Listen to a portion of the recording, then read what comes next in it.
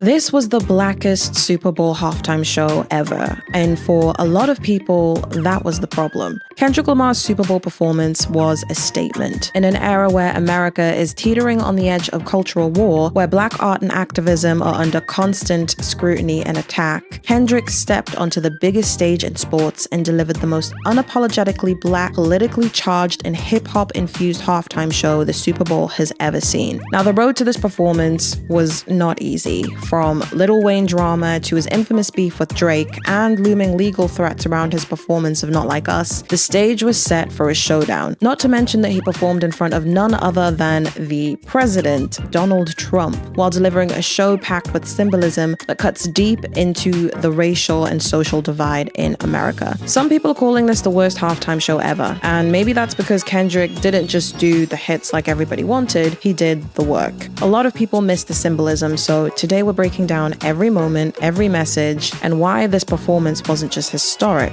it was necessary. Before we even get into the show, we see the whole stadium was lit up like a big red button, which references Kendrick's beef with Drake. Now, the big red button is a symbol of power, destruction, or initiating something major like a missile or a bomb. And in the context of Kendrick and Drake's beef, Drake initially posted this implying that he had something devastating ready to drop, as if he was about to press the big red button to escalate the feud. By lighting up the entire stadium in red, Kendrick turned that symbolism on its head, and it was like he was saying, I am the red button. Kendrick positioned himself as the one in control, dictating the narrative of beef on his own terms. And that wasn't the only piece of symbolism at the very beginning of the show. The stage lit up with controller buttons: square, triangle, cross, and circle, just like a PlayStation controller. Now, there's a few different theories going around for what this actually means. There is the Drake diss theory. One of Drake's diss tracks was called First Person Shooter, where he brags, I am as big as the Super Bowl.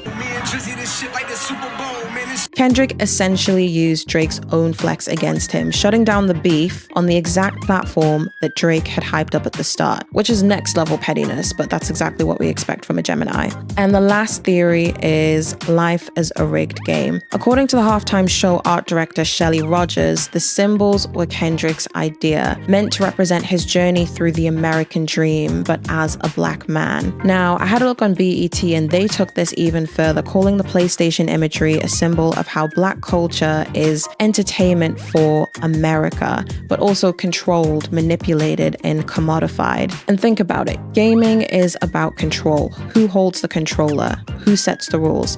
Who gets to play? Kendrick is using these symbols, exposing the system. Black artists create the culture, yet they rarely own the game. And this is a wider piece of symbolism around him navigating the world as a black man and the games that he has to play in order to fit into that system. Then we go into one of my favorite pieces of symbolism in the performance. And this is the great American game. We have the Black Uncle Sam, played by Samuel Jackson, who was the perfect casting for this role, taking the theory of life as a rigged game for black people even further. Sam says, welcome to the American game, a direct call out to the great American dream and navigating it like a black man or a black person. Kendrick Lamar flipped Uncle Sam into a minstrel. He steps into this minstrel-like role, embodying the American entertainment industry's policing of black expression. Uncle Sam has always demanded everything from black America: labor, culture, talent, votes, while giving little in return. And here, Kendrick flips that power dynamic. Samuel Jackson is also known for playing minstrel-like characters like Steven in Django Unchained, and his role here reminds me a lot of Uncle Ruckus from the Boondocks, and that only cements the symbolism further. Then we see this imagery that looks a lot like the album cover for GNX. A bunch of dancers get out of this car and they get out of the GNX, but not just any version of the GNX, the 1987 Buick GNX to be exact. Now, if I pronounce that wrong, I'm not a car person, so don't sue me. Most halftime performers descend from the sky or pop out of the stage, but Kendrick pulled up in a Buick GNX. For Kendrick, a GNX means authenticity. As well as being a call out to the cover of the album, GNX, for Kendrick, Kendrick, GNX is personal. In a 2012 interview with Complex, Kendrick reveals that his father actually drove him home from the hospital in the parent model of the GNX, a Buick Regal. Kendrick was also born in 1987 when Buick released the Regal and the GNX. This car is also a symbol of Black culture, especially in the 80s and the 90s. Lowriders, West Coast hip-hop, HBCU homecomings. For Kendrick, it's a reflection of where he comes from and the culture that shaped him. For a moment, the performance stops and Kendrick throws down this bar: "The revolution will be televised. You got the right time, but the wrong guy." He flips Jill Scott Heron's iconic phrase to declare that this time, Black resistance will be on full display and America has to watch, which is a really powerful move considering that President Donald Trump was actually watching, highlighting Kendrick's disapproval of the administration's policies and actions. By saying he's the wrong guy, Kendrick is acknowledging the obvious. He's not the usual pop-friendly Super Bowl act, and he's also playing into a lot of the criticisms around him actually performing at the Super Bowl. But in a time where racial tensions are high and America feels more divided than ever, he's exactly who needs to be on that stage, whether the audience is ready for it or not. After this, he launches into Squabble Up, which I think is kind of like Kendrick saying that he's ready to throw some hands. He's putting up a fight in this performance. He's showing that he is not backing down. He is in the ring and he is ready to squabble up. And those dancers from before are all in different corners of the stage, split up into their different colors, red, blue, and white. Now, as well as this being symbolism for the American flag and how Black people or American people as a whole are divided, it could also be a nod to how Black people are specifically divided into the Bloods and the Crips, especially with the colors there. When you think of the song playing, Squabble Up, the symbolism around this becomes stronger. But there's also another meaning to this that I will go into a bit later. Now, after this, Black Uncle Sam comes back and he says this is too loud, too reckless, and too ghetto. And he's not just speaking as a character as Uncle Sam. He is the voice of mainstream America, the industry, the media, the establishment, who are always trying to keep Black people and Black artistry within acceptable limits. It's identity politics, the model minority. It's almost like he's saying, wait, hold up. That's not how you play the game. That's not how we want you to play the game. And after the performance, what he says is literally how people criticized his performance. Don't dim our light. Stay in your lane. But let's go more into this American flag symbolism, because these dancers are dressed in red, white, and blue, and they flood the stage forming an American flag. And at the center of this American flag, Kendrick stands, splitting them in two. And we see this biblical imagery that Kendrick actually does a lot, and he actually did in the Not Like Us music video.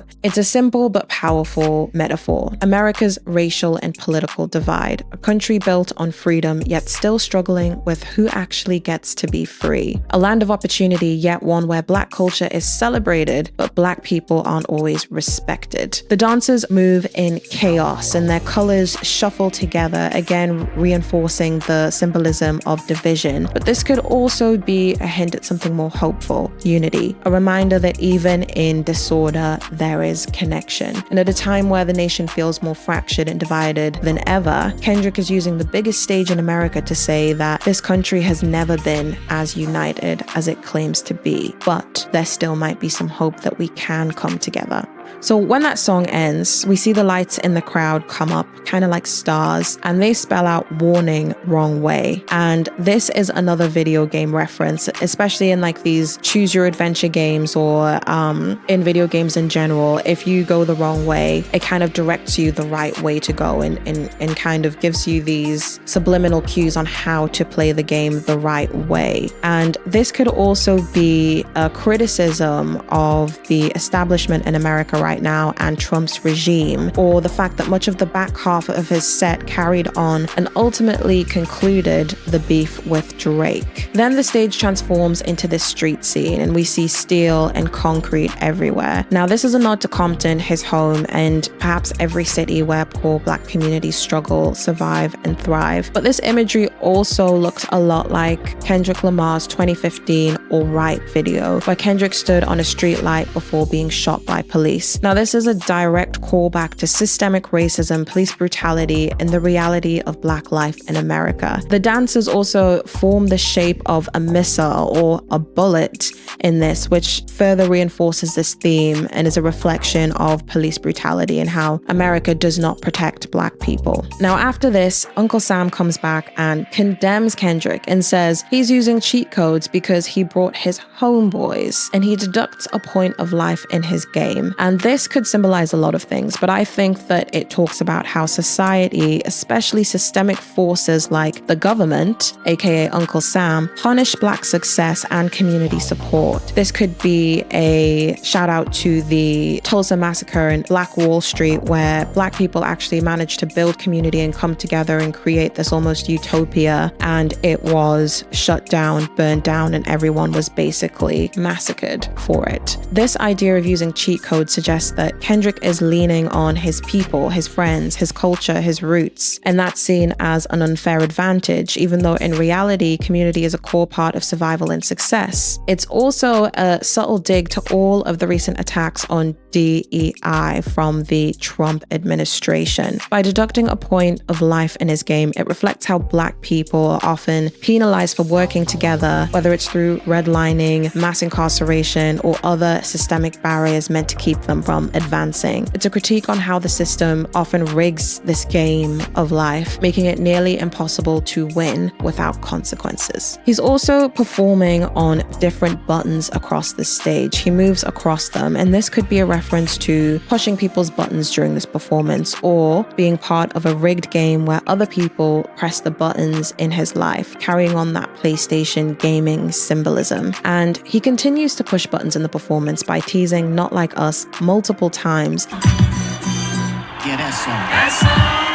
Maybe I think about it. Playing into the Super Bowl's love for big moments and spectacle. He even directly acknowledges the controversy, smirking, "You know people like to sue," nodding to Drake's threats to sue him over performing a song that calls him a PDF file. And when he does this, Uncle Sam comes back saying, "Oh, you done lost your mind." And this is where the Drake beef starts to make sense in a wider context, because Kendrick Lamar's core criticism of Drake was that he is essentially a minstrel cosplaying Black culture and all the worst parts of Black culture and operating as an object and a minstrel of the machine to project these stereotypes and everything the system wants you to believe about Black people, to keep Black people down. He's showing how, in comparison, Kendrick is the opposite of this, and the industry expected him to play it safe and stick to the classics at the Super Bowl like all the other artists, especially with all these lawsuit threats from Drake's team. And for now, Kendrick appeases them. And we go into SZA's performance, which is some light relief from all of the tension that's been set up in the performance so far. Almost like a distraction, the culture industry distracting us from what's really going on. And they play the most commercially successful and mainstream of his songs, All the Stars, and probably the only song most of the white crowd watching actually knows.